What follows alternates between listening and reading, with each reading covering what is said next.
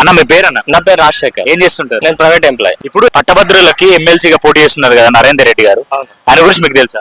అవును, తెలుసా అండి. నాకే కాదు, తెలంగాణలో చాలా మందికి తెలుసు. ఆయన గొప్ప విద్యావేత్త, ఉస్మానియా యూనివర్సిటీలో చదువుకున్న వ్యక్తి.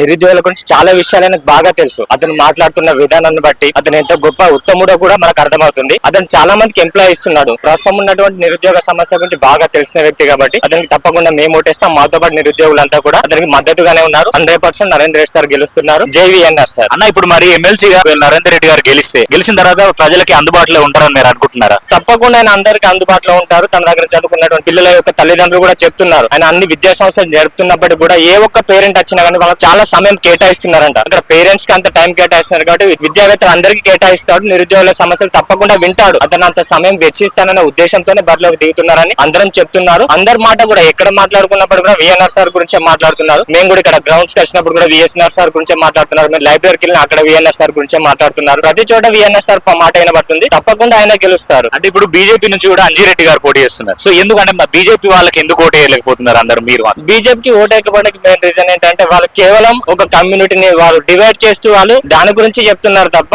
మేము నిరుద్యోగులకు ఇది చేస్తాము, నిరుద్యోగులకు ఈ సమస్య ఉందని ఎవరు కూడా సమస్య గురించి మాట్లాడలేము. కేవలం ఏదో ధర్మము, అది ఆ ధర్మం అంటే అందరికి మేలు చేయాలి. కేవలం ఒక వర్గానికి మేలు చేసి మరొక వర్గాన్ని పక్కన పెట్టడం కాదు. అందరికి మంచి చేసేదే ధర్మం. వాళ్ళు చెప్పే దాంట్లో ధర్మం అన్న పదం ఉంది కానీ ఆ ధర్మం మాకు ఎక్కడ కనిపించట్లేదు. వాళ్ళ ఆచరణ కూడా లేదు. అది విఎన్ఆర్ సార్ గా తప్పనిసరిగా ఉంది. అతను ఐక్యతతోనే పోతున్నారు, అందరిని కలుపుకొని పోతున్నారు కాబట్టి అందుకోసమే విఎన్ఆర్ సార్ వెంట ఉంటున్నాం. ఎవరైతే మంచి మార్గంలో వెళ్తారో వాళ్ళ వెనకాల నడుస్తాం కాబట్టి విఎన్ఆర్ సార్ కే మా ఓటేస్తాం. తప్పకుండా విఎన్ఆర్ సార్ గెలుస్తారు. ఆల్ఫోర్స్ గురించి మీకు ఏమైనా తెలుసా? విద్యా సంస్థల గురించి తెలిసే కొంచెం చెప్పండి. ఆల్ఫోర్స్ అనేది మన తెలంగాణలో మన వాళ్ళు నిర్వహించేటువంటి విద్యా సంస్థ, ఒక బెస్ట్ విద్యా సంస్థ.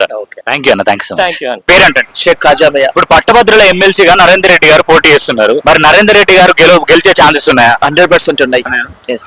మరి ఇప్పుడు ఎందుకు బీఆర్ఎస్ లో అండ్ బీజేపీలో ఉన్న క్యాండిడేట్ ని ఎందుకు ఇక్కడ ఉన్న నియోజకవర్గ ప్రజలు ఎందుకు ఎన్నుకోవట్లేదు? ఎందుకు ఎన్నుకోవట్లంటే సారు ఒక సర్వీస్ చేశాడు. ఒక 30 years క్రితం చూసుకున్నట్లయితే కరీంనగర్ లో ఐఐటి అనేది లేనే లేదు. ఇప్పుడు ఈ రోజు ఏమైపోతుందంటే కరీంనగర్ కూడా ఇప్పుడు విద్యారంగంలో ఆల్మోస్ట్ చాలా అత్యుత్తమ స్థాయి తీసుకెళ్లాడు. అంటే ఇప్పుడు had you not be there, అతను కాక లేకపోతే సో సిచ్యువేషన్ నార్మల్ గానే ఉండేది. ఎడ్యుకేషన్ ఇంత పొటెన్షియల్ ఉందని నిరూపించాడు ప్రపంచానికి.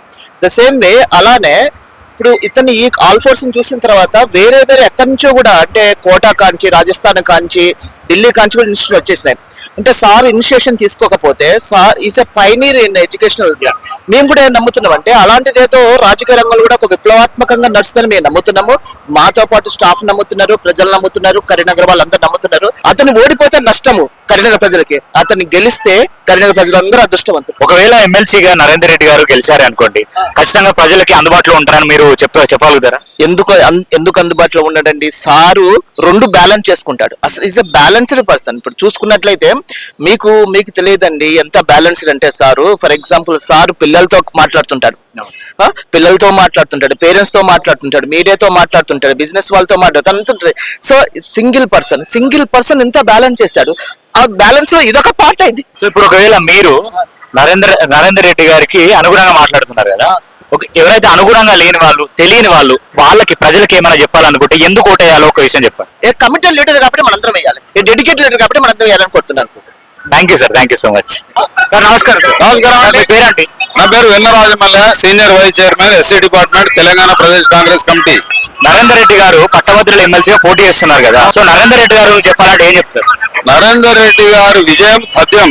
ఇప్పుడు ఎమ్మెల్సీగా పోటీ చేసిన తర్వాత ప్రజలకి అందుబాటులో ఉంటారని అనుకుంటున్నారా? 100% అందుబాటులో ఉంటాడు. విద్యాపరంగా ఇంకా డెవలప్ అవుతుంది ఈ ప్రాంతం. విద్య అనేది ప్రధానమైనది.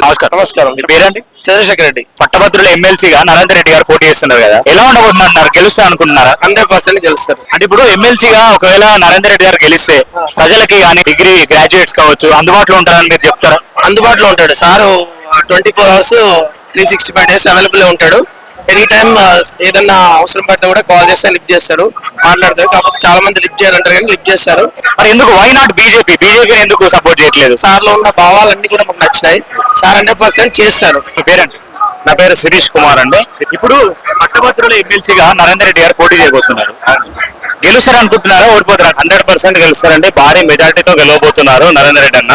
ఎందుకు అంటే ఎన్ని రోజులు ఒక విద్యా వ్యవస్థని ఒక ట్రెండ్ తీసుకొచ్చారు. కార్పొరేట్ విద్యను కరీంనగర్ జిల్లా నుంచి మొదలుకొని ఇవాళ 54 బ్రాంచ్లతో తను విద్యా వ్యవస్థలో ఒక కొత్త ఒరవడిని సృష్టించిన మహనీయుడు. ముఖ్యంగా ఈ విద్యావేత్త విద్యా వ్యవస్థలో చాలా ఒరవడులు సృష్టించాడు.